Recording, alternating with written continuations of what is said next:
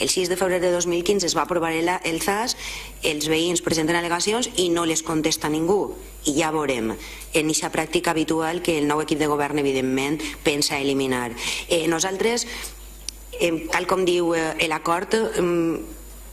hem acordat desestimar el recurs per qüestions jurídiques i perquè els tècnics de l'Ajuntament entenen que el recurs de reposició o que l'acord no vulnera la llei i per tant no procedeix a estimar el recurs de reposició, però sí que n'hi ha un acord ferm del nou equip de govern de procedir a realitzar noves medicions i fer les comprovacions necessàries sobre si les mesures que es van adoptar en el seu moment eren les correctes o no, i les farem amb participació, evidentment, dels veïns. És més, algunes de les mesures que consten sol·licitades per als veïns, el nou equip de govern ja està duent-les a terme, perquè dins dels nostres projectes està, com no podia ser d'altra manera, la peatonalització de la plaça del Mercat, i això forma part del nostre programa electoral.